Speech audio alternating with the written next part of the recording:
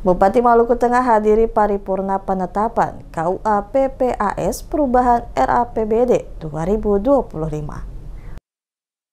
Bupati Maluku Tengah Zulkarnaim Awad Amir menghadiri rapat paripurna DPRD Kabupaten Maluku Tengah dalam rangka penetapan kesepakatan bersama KUA PPAS perubahan RAPD tahun anggaran 2025 menjadi KUA PPA yang berlangsung di ruang sidang utama DPRD Maluku Tengah pada Senin 27 Oktober 2025. Dalam sambutannya, Bupati Zulkarnaim menyampaikan apresiasi setinggi-tingginya kepada pimpinan dan seluruh fraksi DPRD Kabupaten Maluku Tengah atas kerjasama, pandangan, serta rekomendasi konstruktif selama proses pembahasan berlangsung. Ia menegaskan dengan ditetapkannya rancangan APBD perubahan tahun anggaran 2025 menjadi peraturan daerah, pemerintah Kabupaten Maluku Tengah berkomitmen untuk melaksanakan APBD secara disiplin, efisien, efektif, serta berorientasi pada hasil atau outcome. Selain itu, pemerintah daerah juga berupaya memperkuat integrasi antara perencanaan dan penganggaran berbasis kinerja,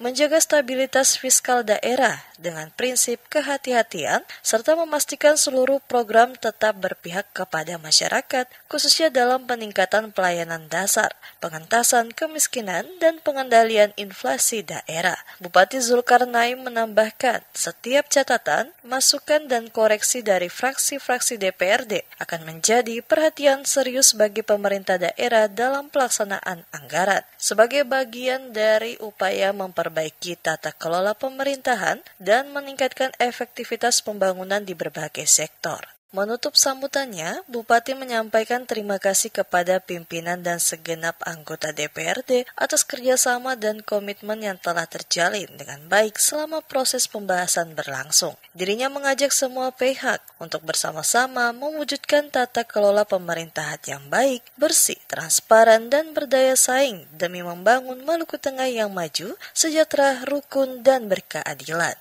Rapat paripurna tersebut turut dihadiri Ketua DPRD Kabupaten Maluku Tengah, Heri Menkar Haurisa, Wakil Ketua 1 Arman Mualo, Wakil Ketua 2 Z Latu Karluto, serta seluruh anggota DPRD Kabupaten Maluku Tengah.